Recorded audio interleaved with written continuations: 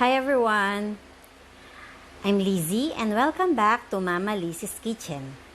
For those who are new in my channel, please do not forget to subscribe and click the notification bell. For today's video, gagawa tayo ng chocolate dream cake. Itong cake na to is moist at hindi rin siya super tamis. Binubuo to ng 5 layers of chocolate, so sobrang sarap niya. Medyo mahaba tong video na to guys, so ilalagay ko na lang yung full ingredients sa description box below. So please bear with me habang ginagawa natin to. So, let's start!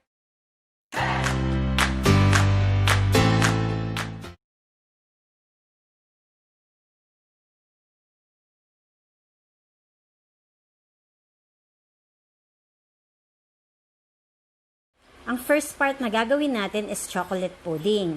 So, sa isang pan, is-sift natin ang mga dry ingredients. Unahin na natin yung Dutch cocoa powder.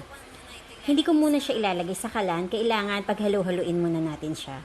So, sunod na natin na is-sift is yung cornstarch.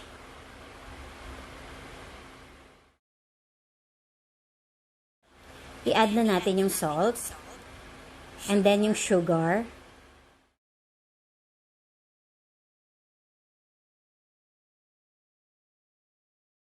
Tapos, i-whisk natin to.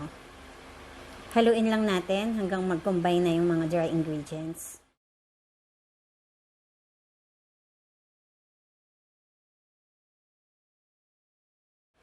Isunod natin yung ating milk. Tapos, continuously stir lang natin to habang dinadagdag natin yung milk sa ating dry ingredients.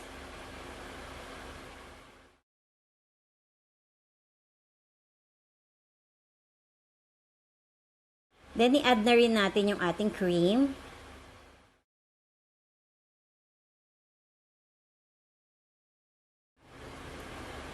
At yung egg yolks.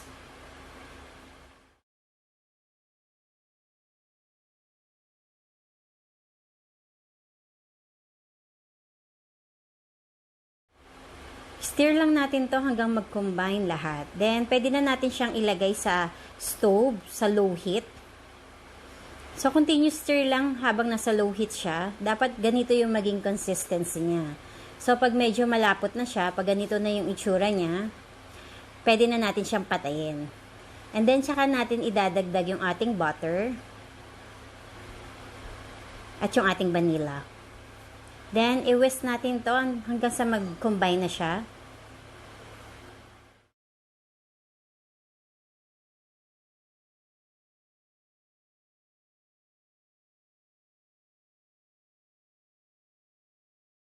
And then, i-transfer na natin siya sa isang bowl.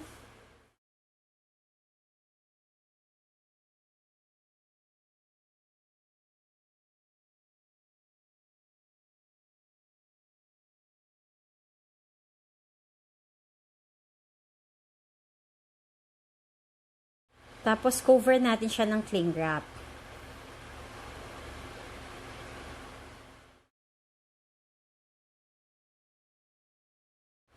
Tapos, lagay natin to sa refrigerator and let it cool mga around 2 to 3 hours. Second part ng ating gagawin is the chocolate ganache. Ang kailangan lang natin is dark chocolate, whipping cream, at butter. Bali sa isang bowl, i-microwave natin yung chocolate at saka yung whipping cream for about 45 seconds.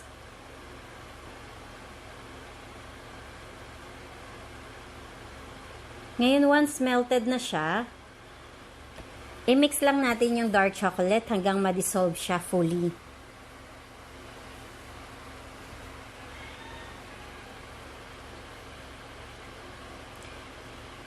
And then, pwede na nating i-add yung butter and then i-mix natin ulit. Tapos, lagay na natin siya sa ref para mag-cool down.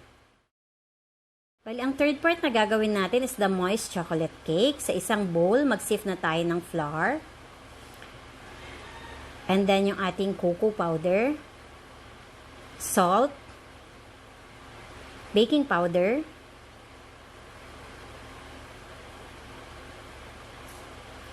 baking soda,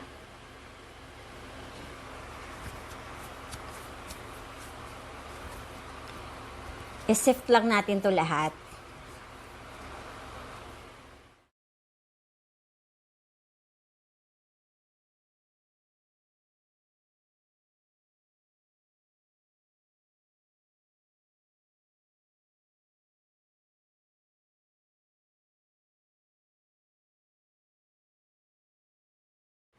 Then, i-whisk natin to. Haluin lang natin mabuti.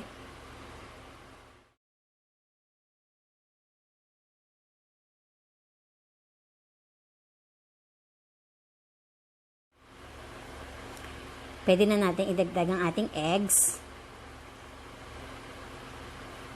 And then, yung ating milk. Tapos, i-whisk natin ulit to hanggang mag-combine na siya.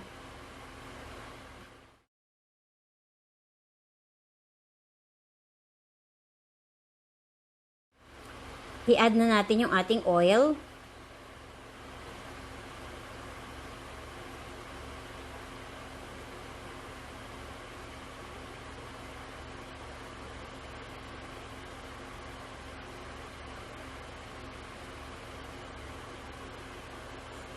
At yung vanilla. Tapos, ibuhos na rin natin yung hot boiling water na may coffee. Kanina, pinagsama ko na siya. Tapos, stir lang natin to para mas madali na siya ngayong haluin.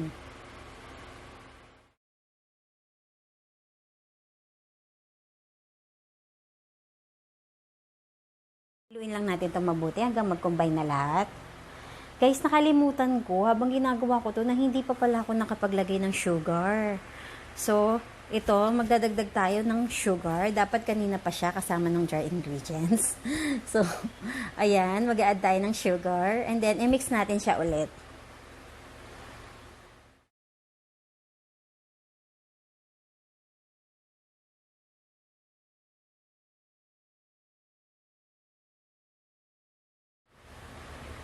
Buti na lang, hindi ko pa nasasalang sa oven.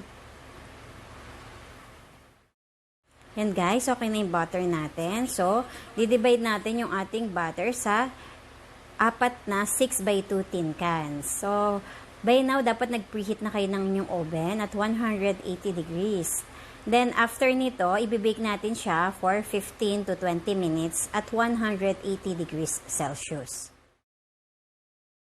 Sinukat-sukat ko rin siya kasi mas maganda kung pantay-pantay yung bawat laman ng nasa tin can. Let us proceed sa ating fourth part, ang chocolate shards. So, mag-draw at gumupit tayo ng pattern ng tin can. Ito yung gagamitin natin sa paggawa ng ating chocolate shards.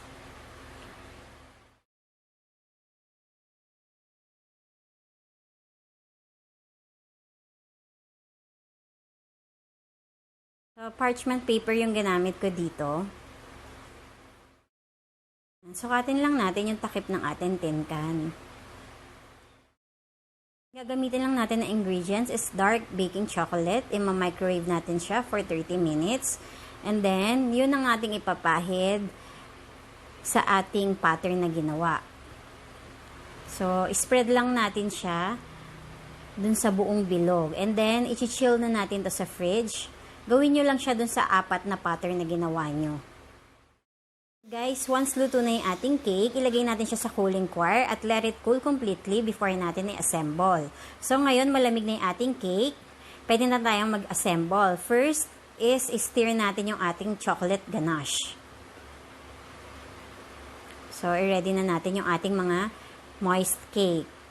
Spread natin yung chocolate ganache sa ibabaw ng ating moist cake. So, i-divide lang natin yung ating chocolate ganache sa 4. Divide natin equally. Ang ginagamit ko rito is offset spatula para mas spread nating mabuti yung ating chocolate ganache.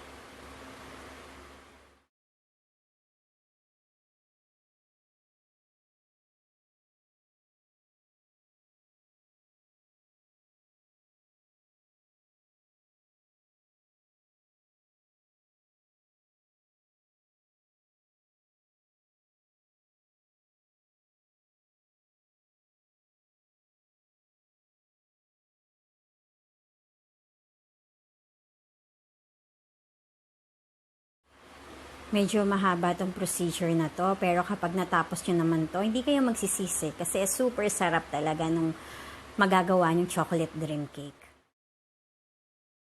So, ang next layer na gagawin natin is yung ating chocolate pudding. I-mix na natin to para maging spreadable na siya. Ilagay lang natin siya sa ibabaw ng chocolate ganache. So, ito na yung pangatlong layer natin. I-divide lang din natin itong chocolate pudding sa 4. So, medyo madami siya. Nasa sa inyo kung gusto nyo bawasan. Pero kasi masarap kasi yung maraming chocolate pudding.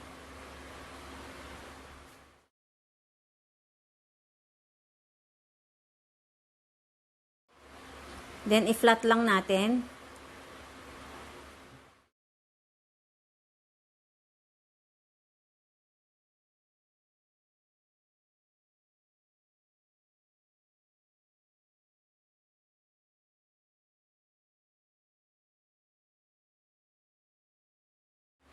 And then, yung ating pang 4th layer, ilagay na natin ang ating chocolate shards. So, ayan. Once na lumamig siya, madali naman siyang tanggalin sa parchment paper.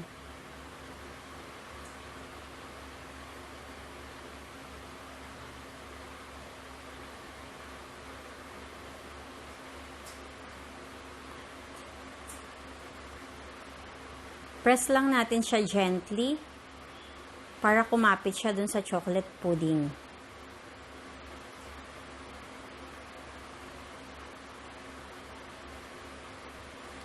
So, ang ating pang 5th layer, isang ating cocoa powder. So, mag-dash lang tayo dyan.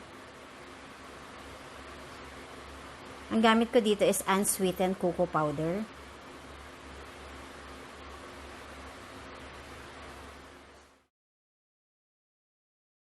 So, ayan guys, tapos na ang ating chocolate dream cake. So, i-chill na natin to sa refrigerator before natin i-serve. Ayan na, meron ng bata na hindi na makapagtiis. Gusto niya nang kainin ng chocolate dream cake. So, mag-taste test time na tayo. Super sarap nito guys. Hope you like this video. Thank you for watching and enjoy!